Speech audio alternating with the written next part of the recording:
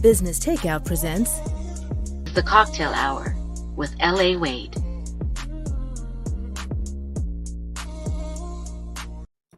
Hey everybody, welcome to the Cocktale Hour. I'm your host, L.A. Wade, and this is where we have sobering and intimate conversations about the things we thirst for in life and in business. But before we get started, I want to give a shout out to Business Takeout, who does their best to empower Black entrepreneurship and Black wealth. Now today I'm joined by this little cutie pie over here. Her name is Chrystee Pharris. I don't know if you are in under a rock. Thank you so much, Chrystee, actor, producer, and director.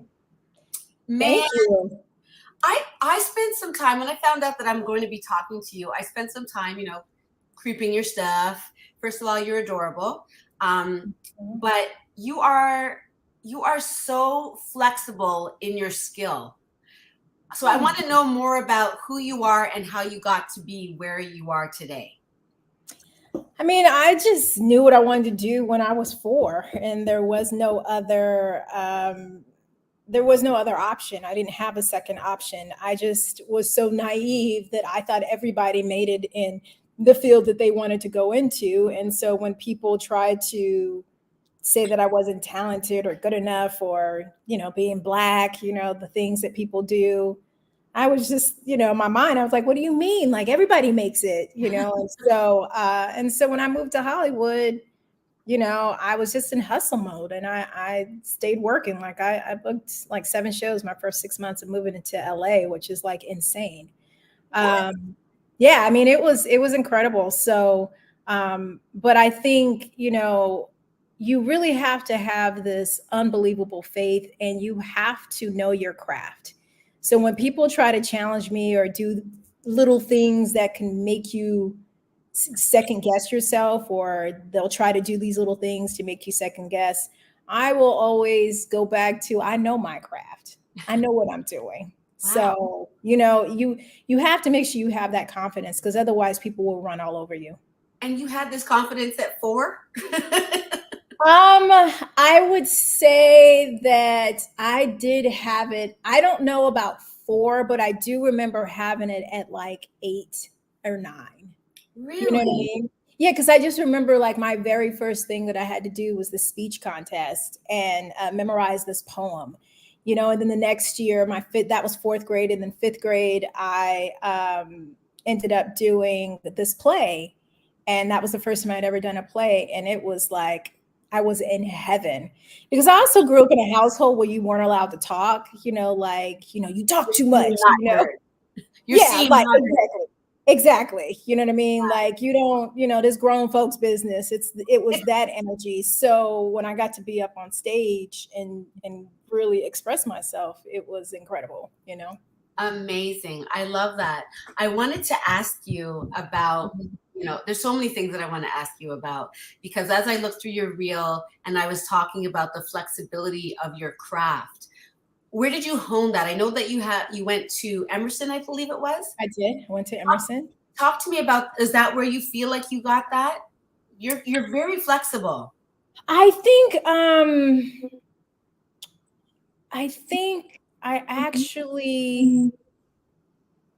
I've always had it. And I mean that because sometimes you can go to school and they can strip away your natural abilities.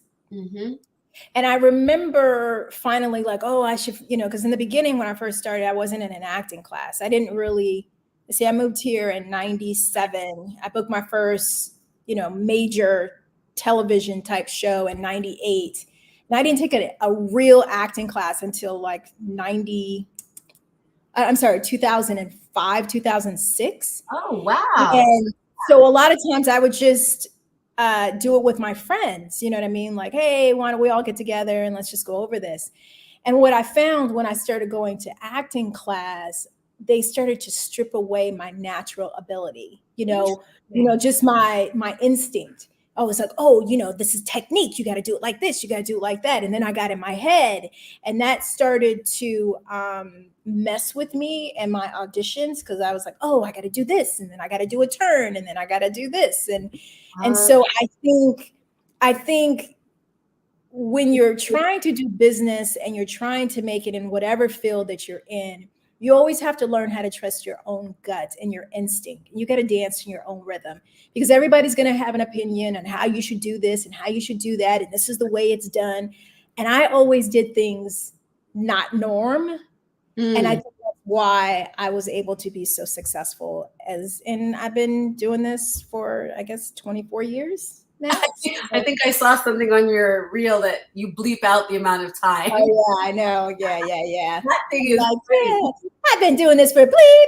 Yeah, I bleeped out the years. But even that reel is, I mean, you don't see any actor doing a reel like that. Never. At all. Never. Yes. You know, what I wanted I'm to ask hosting you my about. reel. Say that again. That's what I wanted to ask about, because how you position yourself with social media and putting the reel out, and the way you even did the reel. And what we're talking about, people, if you're not, I know you're not following along, I'm in my own world here with Chrystee, but if you go to her Instagram and follow her link tree, you can find this reel that she has about her career and the different things that she's done. And she kind of, I'm basically hosting my own reel. Yes. My own demo reel, acting reel, which no one ever does. Like, it's like, get to the acting and call it a day. But I actually talk about all of the different characters and stuff that I play. Yeah, it's hilarious because you really get another side of what the acting is. So I wanted to understand, and for some of the viewers, what are some social media techniques to put yourself out there that kind of sets you apart? I'm That is one. I'm so sorry. My publicist is, hold on one second. We have a real star here, people. You could see, like, when I looked at some of the things she's done, like in Scrubs and the new show Monogamy on Amazon Prime, and even like the faith-based stuff. She's funny as she talks to her publicist. She's a funny actress. She's a serious actress. She's a dramatic actress. She's a producer. And congratulations on winning an award for your faith-based, and even the directing and theater. Yeah, you know? Yeah, theater and theater, and I just directed my first short that won 2 awards. I also, I've received a couple of best actresses. Let me see, best actress, and then best supporting actress for my new show, Monogamy. But again, the biggest thing that I want to make sure everybody takes away from all of this is, like, you really got to stay in hustle mode. Like, being able to survive 24 years. A lot of my friends have quit. They have dropped out. They, are like, I'm just going to have a regular life. I got bills to pay. But I have learned to diversify. You always have to have multiple streams of income. So you can't just be an actor.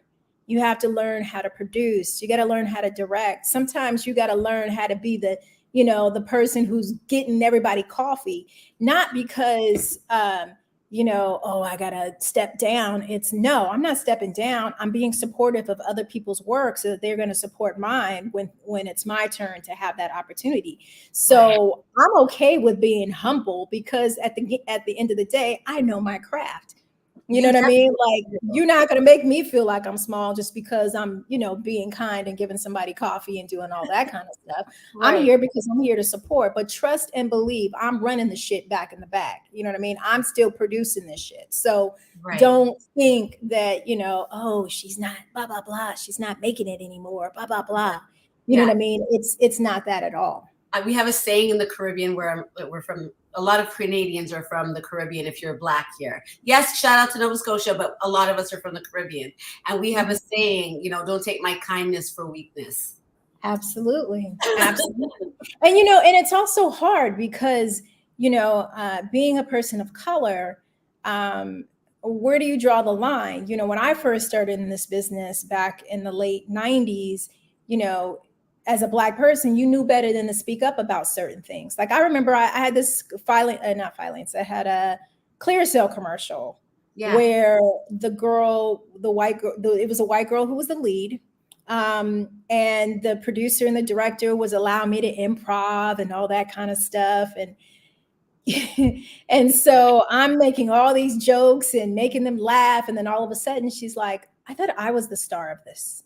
Oh, no. And so, well, wait, why did the director come up to me and go, you know what, she's right. So we're going to give her what you just created. And No, gave they stole it from Now- you like that? Oh, just like that. And you have to remember, this was also during a time when if I would have said something, well, now a lot of the young kids and all that kind of stuff, people are speaking up. You know what I mean? Yeah. Like, Oh, yeah. no, blah, blah, blah, blah, blah. But back then, you didn't want to become, you know, the person who ended up getting blacklisted because they're difficult. Right. And so, you know, things have changed, but it was a very fine line back then where you wanted to speak up. You know, part of me felt like I was, you know, like this is a little extreme, but I can understand why the Jackie Robinsons ended up having so many issues and health issues and things like that, because they had to suppress, all of those athletes had to suppress, you know, the things that they really wanted to say when they were being called out of their name, you know, or being spit on or things like that. But they kept they knew better. They couldn't retaliate. They couldn't say anything back. Yeah. And I think I was in a in between stage of saying stuff, but not saying stuff at the same time, you know, and now I think it's learning how to speak up for things a little bit more. Yeah, I love that, because we were talking about you being quiet. I saw an interview with Tracy Ross, and she had said that the person who interviewed you asked Tracy Ross, what do you know about her that you didn't know before? And she said that you were introverted. And I see you as this like really funny, out there going person. And of course, that's what everyone sees. But there's that other side that you said you can get into this mode. How do you balance that personality difference when you want to show up and make people feel comfortable with you and like you're fun and you can have you on set, but then also take care of your business? Yeah. You know, it's, I'm like both. I'm like an introvert and an extrovert, right? Introvert, I think they call them. Wait, what is it? Introvert and extrovert. Wait, what was it? What extrovert, introvert. Okay, I don't know what I said, but when you were talking about the story you gave after? Yeah, no. But anyway, okay, so I think I'm both. Whatever you just said, I think I'm both. Yes. And I say that because I am a empath? Wait, now I can't talk at all. You're an empath? Yeah, so like very empathetic for people, you know, for people, and I can feel people's energy and spirits. And I can feel when people are hurting. It's just a gift that I have. And so, I mean, there are times when like, I feel like God will say, you know, go speak to this person. And I'm like, I don't know why. And the next, you know, like I speak to them, I say whatever I'm saying, and I'm not really paying attention. The next, you know, they're crying on my shoulder. You know, it's like, it's things like that. And so I have to be careful to protect my space. So when I'm out, if I'm at a function, a party, or whatever the case may be, then I am blah, blah, blah, blah, blah, blah, blah, blah, blah. Oh my God, da, da, da, love, love, love. I'm the person that is the last person to leave. Right. But when I'm home, getting me out of the house is like pulling teeth. Good luck. Yeah, like I don't want to go anywhere, you know. So yeah, it's one of those things where you have to have a balance, because being a person who's, I don't know, celebrity sort of, people can pull on you, and people will sap a lot of your energy, and you have to really be careful on protecting that. And you have to have a surrounding of people who can protect that. And I think people get upset when, you know, celebrities turn you down for an autograph, or they turn you down because they don't want to take a picture, or or you see security surrounded around them. People think that it's, oh, they're just being high and mighty. No, like they have to protect that space. They have to protect that time. Sometimes, you know, I remember one time I did this autograph signing for Passions when I was on that show. Yeah. And I was the last person on that show to sign autographs because I want to make sure every single person got it. Right. I stayed to the end where everybody else was like, I'm our out. time is up. You know what I mean? I got paid. I'm out of here, you know? Right. But I stayed until the end and longer. And so I was with my niece and my nephew. And when it was over, I was like, okay, great. We're going to go into the park and we're going to go do our thing. And like 10 of the fans wanted to hang out with us and was following us the whole time. Oh, we're going over there too. Where are you going to next? And at some point in time, I was like, hey, like I spent a lot of time with you. Now I want to spend time with my niece and my nephew. So we're gonna, you know, right. Boundaries. Yeah, you know, and so, but it's also hard, you know, you also know that sometimes people's hope is in the celebrity that they meet. So there's a fine line, you know what I mean? Yes. But you do have to have boundaries. Yes. Maxine Choi, she's also a wonderful podcaster here on Business Takeout. She says, I can relate.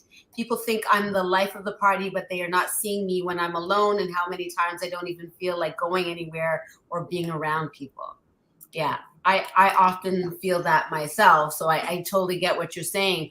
And I think that with so many men being a part of the industry, they take that aspect, but then because I can be assertive at times, maybe even aggressive if I feel like I need to be, I feel like that becomes a hindrance and you get labeled, like you were saying, as a problem. Have you ever had to navigate that? And what advice can you give to women who are in that kind of predicament?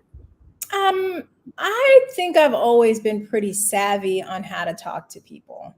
Where you get that from? You know where I got that from? That comes from being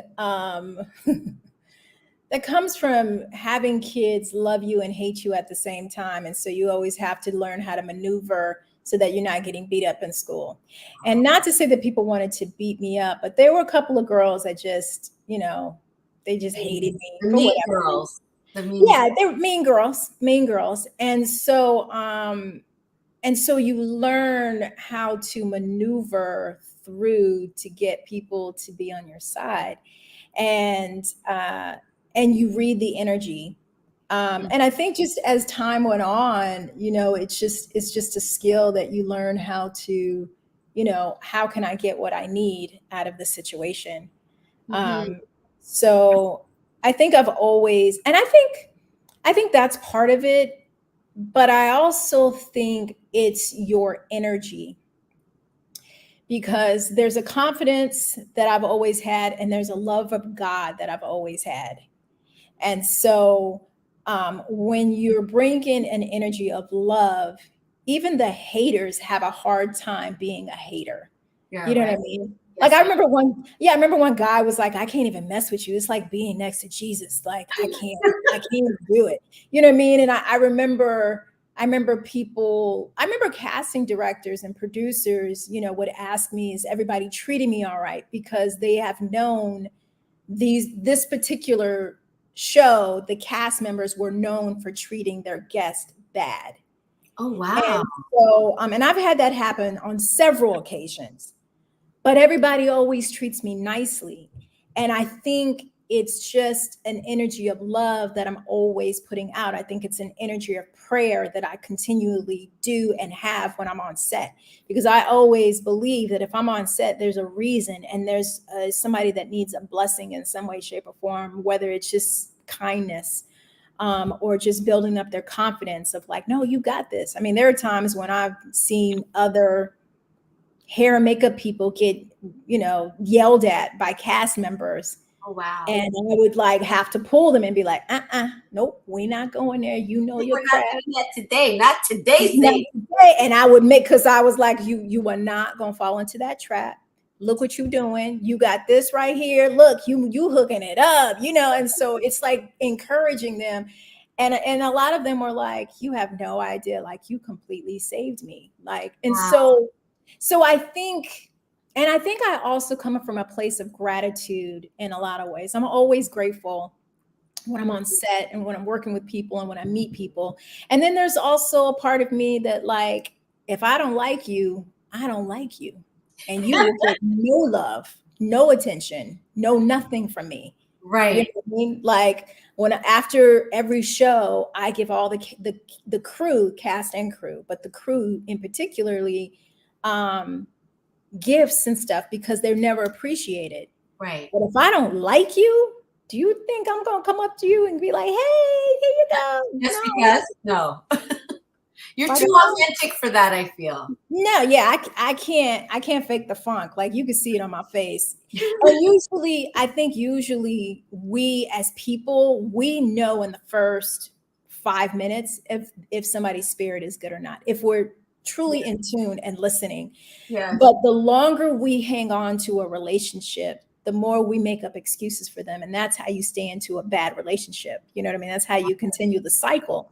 And so I've learned when I meet people, if I'm not feeling their energy, I don't care who they are and what, people like, no, you got to keep them in your life. You got to put up with it because they can give you something. And I'll never forget.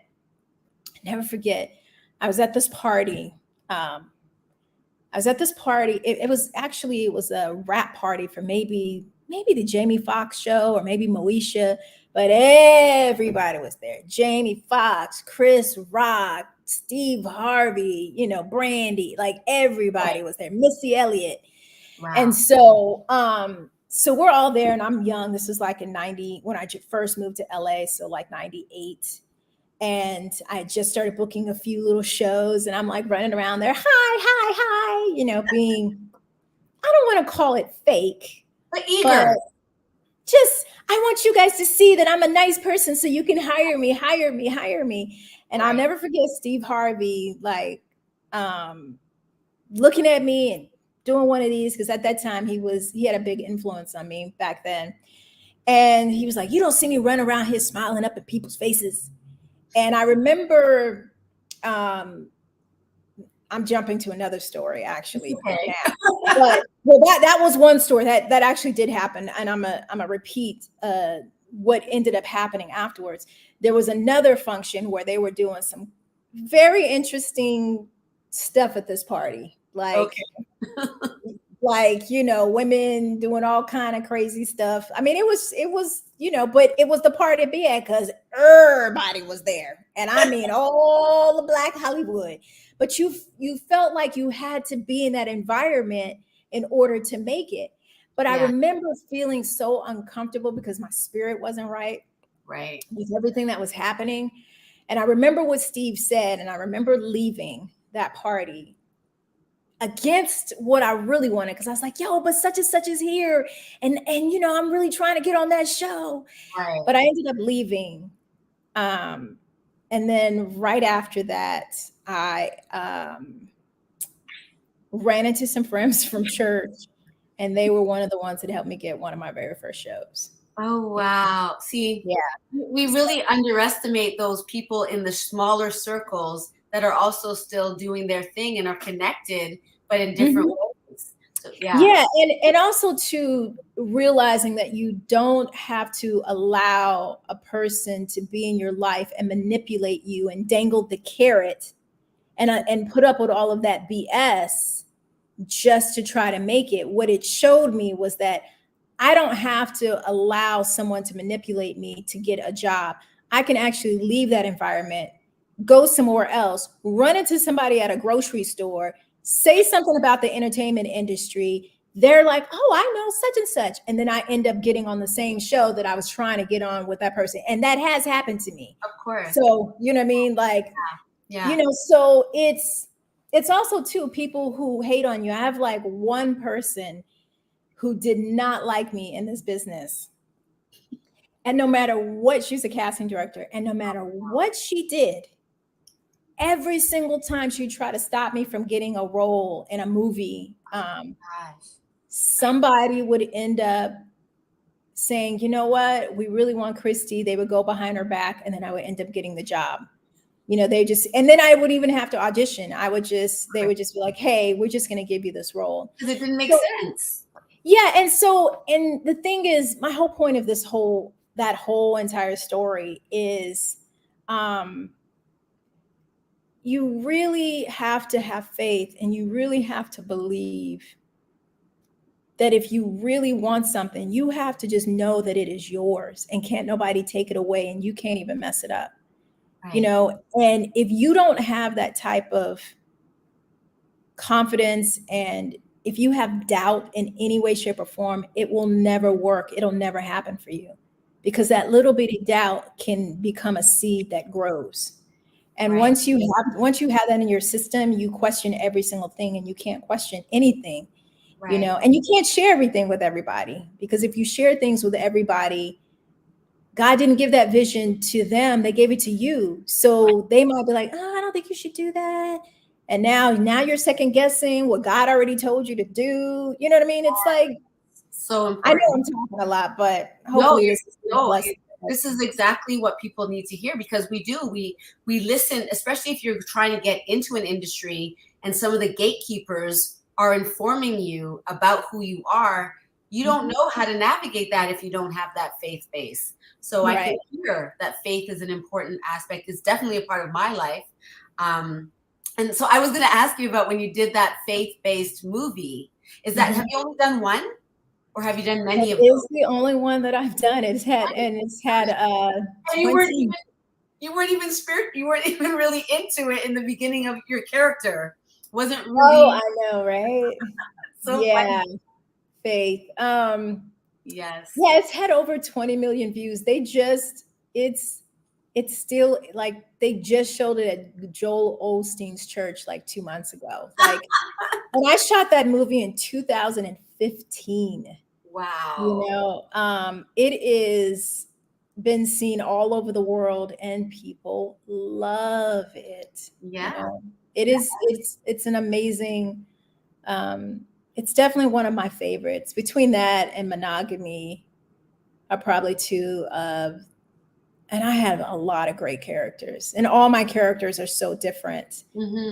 But yes, they are. That's why I was saying that you have such a flexible array of talent for all the different people you chose. But those two movies really stood out for me also.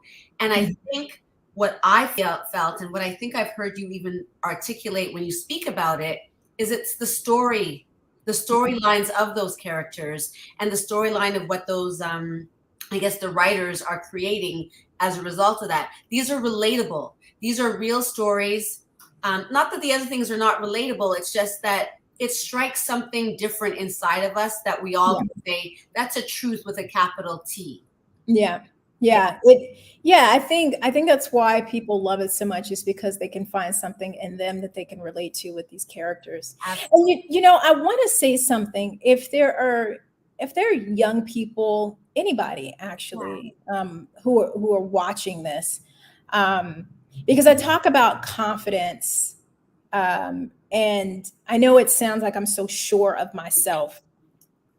It took me, for Chrystee, I feel like it took me, and a long time to get to the place where I am now. Right. When I say confidence and believing, and but yet every time I get a new script, there's always like, oh my gosh, can I do this? You know what I mean? Really? Like, and you always hear a lot of actors, and I think, when I hear like Sandra Bullock and Sally Fields and all these different people, they all say, Viola Davis, they all kind of say the same thing. They're always like, oh my gosh, can I do this? But it's interesting that when I talk to my friends who knew me back in high school, junior high, college, when I first moved to LA, they all say, you're like the only person that I know who knew exactly what they wanted and was confident in it. Wow. But in my mind, I mean, if they only knew, like, yeah, I was confident in it, but I was scared out of my mind, like, oh my God, I don't want to mess this up. And I would have my friends stay up with me until 3, 4 o'clock in the morning to go over my lines over and over again. So there's like a fine line. Like, yeah, I was confident, but I also was scared at the same time. So I just want you to know it's okay. So don't, if you're looking at this and like, oh, I'm not confident. Well, trust me, I wasn't either, but yet I was at the same time because there was no other option. And I knew this is what I was supposed to do. And I Right. think because I knew that this was my calling, that is what kept the drive going and helped me to not quit like 15,000 times, because I probably quit about 15,000 times. That's what you said in one of your movies. Yeah, I was like, That same faith-based movie, actually. yeah. Oh my gosh, I did say that. I do remember that. Yeah. You said that when the guy comes up to the car. Oh my gosh. Yeah. Yeah. I think this is why it's a part of our story. And what it speaks to the most about me, which it might feel like we're not talking about business, but when you are guided by God inside of you, this is a part of how you show up. This is a part of how you do everything that you do. And what I hear from you, I was going to ask you, are you religious? But what I hear is that you have a personal relationship, and it's very different than religion. And it really guides you in a way that is so powerful. And it's been an example in your life. If you knew from 4 that you were supposed to do that, I feel like God knew it too. And you've just been taking the steps, and you've co-created this experience with your creator. And Yeah.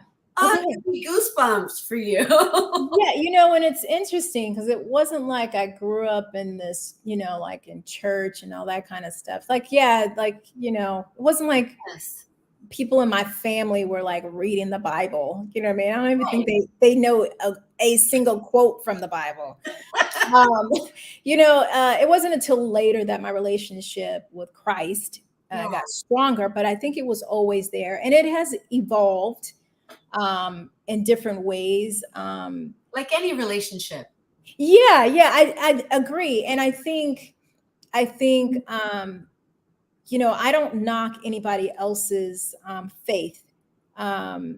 Because for me, I mean, as long as you have faith, it's not my judgment to say, oh, you're wrong for this. And I mean, I have friends that are Jewish and Muslim and spiritual and, Hindu. I mean, it's like all these different things. But at the end of the day, like, I will call on them and be like, look, I need you to pray to your God. I'm gonna pray to my God, but I need us to be praying because this is what is happening and blah, blah, blah, blah, blah. Exactly. But my goal is to be as much of an example as I possibly can with what I believe to help other people and give them hope.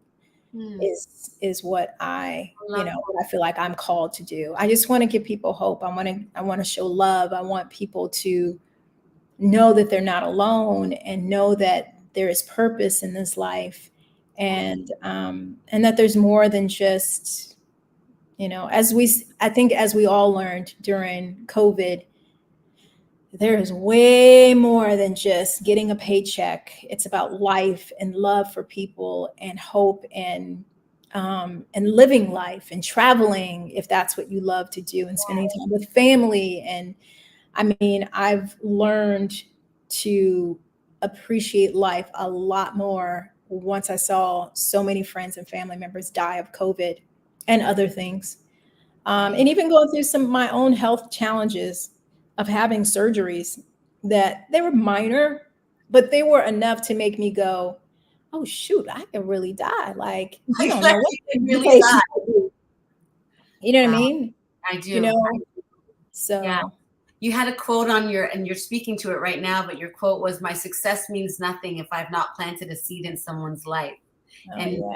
Yeah, that seems to be exactly what you're talking about right now. Yeah, it's the biggest joy in the world for me, more than anything else.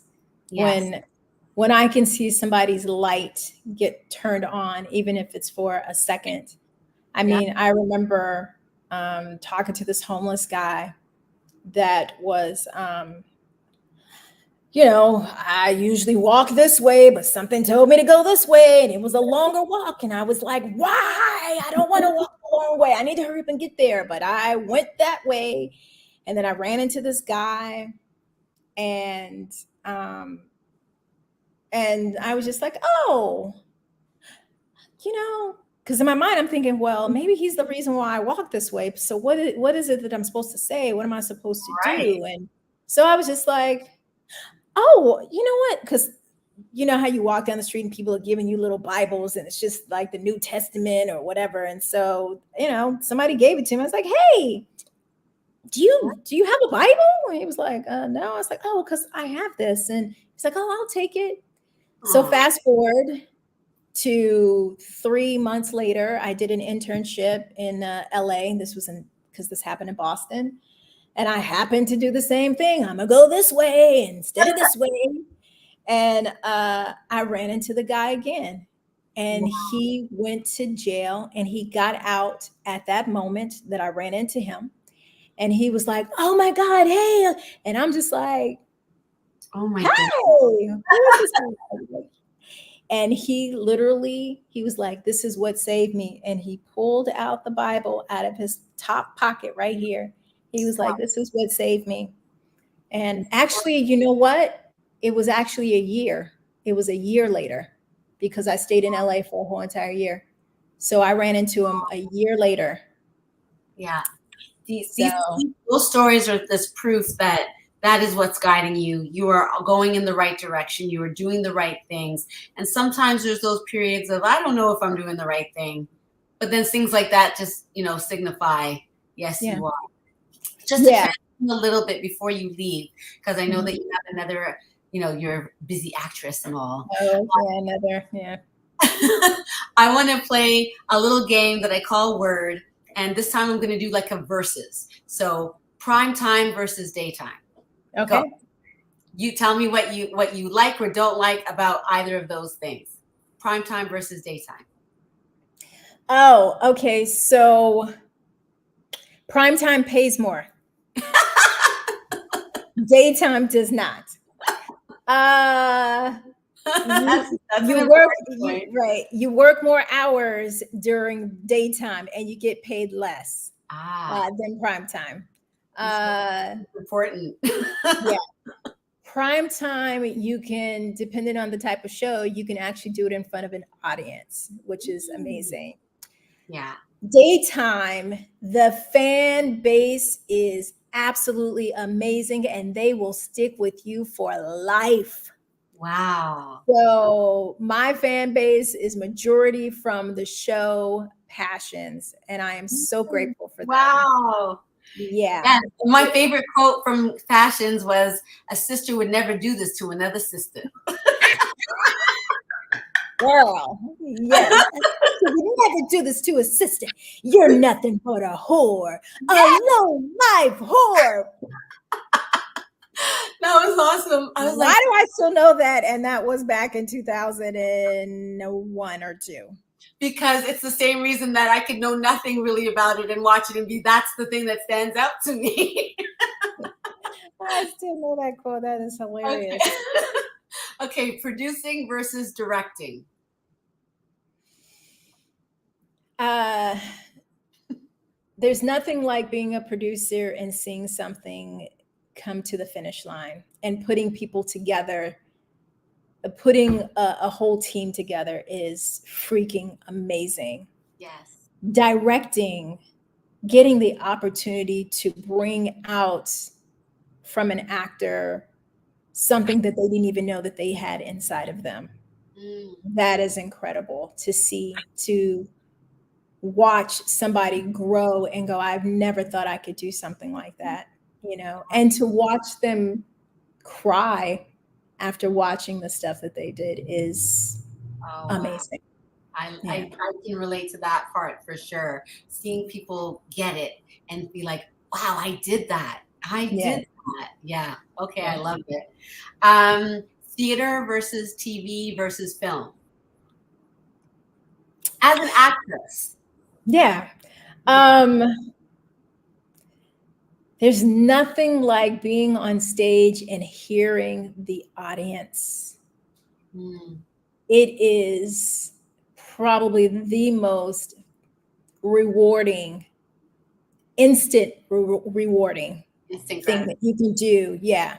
As an actor, TV, depending on if it's, sitcoms versus 1 hour drama. Again, you get to, if it's sitcom, you get to have the audience and yet still have the other joy of having that feel of being TV and all that kind of stuff. Is that like Scrub? Was that what Scrub was like? No, more like Moesha, Sister. Yes. Scrubs is when things started to change and they started doing single camera comedy. That's when, around that time is when things started to change. Yeah. So single camera comedy, which means they don't do it in front of an audience. But again, what's amazing about that journey is TV, there's a beginning, middle, and end right up front. Like you do it in that week, and then you get to have, again, that instant gratification. Right. Film it takes so long, and it's so shot out of order that, you can be like, okay, well, oh, did that match? I hope that matched with what I did like 5 days ago, blah, blah, blah. When you see it, right. But when you see it, it also takes a great editor. You know what I mean? That's the other thing. You can give the best work in the world, but if you don't have a great editor, then you're screwed, because that's a whole nother filmmaking. Once you do it, then you have the editor who's also creating a film. Just magic. Yes. So being able to see it on the big screen, and again, having that gratification from the audience of people just like seeing their movement and their, or the, like watching Steps of Faith, watching the audience like laugh and then cry. And it was the same thing with directing my first film, Amy Victoria, watching the audience. And it was amazing. I'll just say this, because I had one audience that I showed it to that it was the first time I heard it out loud, and you don't know what you have until you have an audience. You know what I mean? Like you can love it, or sometimes you might hate it, but then the audience will be like, oh my God, I loved it. And then you're like, oh, right. Right. But to hear them laugh at the places that you wanted them to laugh, or go, oh, and at those places was amazing. Yes. But the one that got me the most was when I screened it again at the Real Abilities Film Festival, where the people in the audience were deaf, or they had some type of disability. To watch the deaf people, because it is the two actresses are deaf, right? So they're signing. So they were signing, and to watch them watch themselves, it almost makes me cry right now. Yeah. To watch them, and for them to, because I'm not a deaf person, so you want to respect what they're doing. Yeah. And some people, just like, if somebody was white directing a Black film or writing a Black film, we kind of have an attitude about how you gonna write about our stuff, and they could have been saying the same thing about how you gonna direct our stuff. We got directors. Exactly. But they really appreciated that, and I think that was it just means you're doing it right. So I think that I'm sure there's tons of white people that can get it right. Absolutely. The time. I mean, there's definitely I'm sure, and they have, there's been plenty of things that people have directed, but you want to have the authentic voice. And so that's where things can get a little tricky. That's why August Wilson never wanted anybody white to direct his plays, because he was like, no, this needs to be told from somebody who comes from this. But of course, when he died, his wife gave up those rights and was like, anybody can direct now. She wants. I think it could just be because she wants the money or whatever. But he was adamant about that. But wow. But she's also not. I don't think she was a person of color, so she probably didn't understand the depth of that. So absolutely. Okay, the last verses is acting versus acting business. Because I think you teach acting business. Oh yeah, I teach the business of acting. Absolutely. Look, you can be the best actor in the whole entire world, but if you don't understand the business side of things, you will never make it. You will be frustrated. You will quit. You will be bitter. And I know that the reason why I made it so quickly and booked all those shows right off the bat was because I understood the business side. I had someone teach me that. And ever since I started, because I would always go in and do it at different colleges as a celebrity guest. I would, teach, do these workshops. But when I started doing them individually, every single person that I worked with who really put their energy into it, booked their first TV show or got an agent in their first 4 to 6 months of working with me. Wow. A speaking role on a major TV show. Now, it might have been a couple of lines, but they were major TV shows, NBC, ABC, CBS, like that type of stuff. Or Amazing. Yeah. Well, you did it for yourself. Yeah, exactly. So and these are people who might not even have like even I was kind of surprised sometimes. I was like, oh snap, because you ain't never taken an acting class ever, but you over here working. You know what I mean? Like, okay, even I look, let me reapply my own, stuff to myself. Like, I need to be doing this. Oh wow.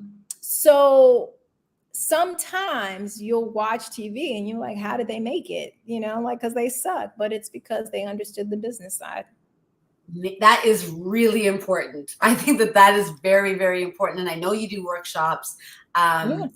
Yeah, so you'll have to go to her website, or not the website. You can get it through your Instagram, through the link. If you just because there's an email on there. If you're interested in taking a class, what I would do is sit down. We would have a conversation first to see if it's a good fit. Because I don't do it for everybody. I'm very selective because, again, I like to protect my energy, and I'm an actor. I do it because I want to be helpful. Yeah. I used to try to do it for free, but people weren't taking it seriously. So I do charge now because I know the people who pay are really, really dedicated. Yeah. But I don't let people work with me for a long time, no longer than 3 months, because I think it's a waste of money and I don't want to be a babysitter. I'm here to help you to trust your instinct. I'm helping you to learn how to market yourself, understand the business, how not to get scammed, and then send you off on your merry little way to figure out how to do it, because you got to trust your gut. And that's what I teach, how to trust your instinct. Yeah, but a lot of people will try to keep you in their class because they're trying to make money. And I don't charge enough to make any money off of it. I don't charge it. Look, if I was making this into a real business, I would really charge some real money. But I think acting is extremely expensive, and I don't want you to be spending that much money on me. I want you to take that money and spend it on, an acting class or taking, getting new photos. And some of the people that I've worked with, didn't even get a chance to work with. I was like, I think you should take an acting class first before you come work with me. Because what I don't want to do is teach you all this marketing and how to get in, and then you get the opportunity to work. Right. And then you can't, or audition, and then you don't know how to audition. Right. You know what I mean? Exactly. So, right. And then there's some people, like I said, some of the kids that I've worked with they're not all kids. A lot of them are grown, but, they might not have taken an acting class, but they got a natural ability. And then I'm like, let's do it. And then they work. That's why I said some of them, I was kind of shocked. I was like, oh, snap, let me apply this to my own career.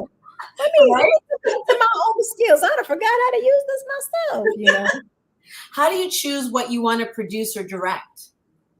Like, have you ever, I'm looking for somebody to put together a one-woman show and you hear about the concept and you're like, I want to do that. How do you, is it a vibe thing again? It's always a vibe. It's always a vibe. Am I really passionate about it? I don't do things for money anymore. You know what I mean? It's like life is too short, really. Agreed. It has to be worth my time. It has to be, the check has to be nice enough, you know what I mean, to do stuff, because it's going to take away from my other work that I do, which is voiceover that I do, weekly. Yes. And so it has to outweigh how much I make with that. That makes And sense. then if I'm putting in, because anytime I get a project, I treat it as though, and this drives me nuts when people do this, when they get a project and because they're not getting paid a lot, they don't put in 100%. Right. But I always treat it as though I'm getting paid $1 million to do the project because I said yes. You know what I mean? Yeah. So I'm going to treat it as though it's 100%, like, oh, I'm getting paid big bucks. But you better make sure that your shit is in order, because I do not want to come on set and you don't have good food. You're wasting my time. You don't have your stuff in order. I'm sitting up here waiting. You know what I mean? Because if you are a producer or a director, and as soon as you look like you don't know what you're doing, the actor will take over, especially if they've been in the business for a while. We will take over. We will start telling you what to do. And that's not what you want. No. You know, you got to know what you have to know what you want before you come on set. Otherwise, actors will start to take over. But I tend to choose projects because they pull at my heartstring. And I feel like there is something, a message that I think is good enough for the world to see that makes me go, yeah, I want to be a part of this. I love You know that. what I mean? So what's next? What are you still thirsty for in life?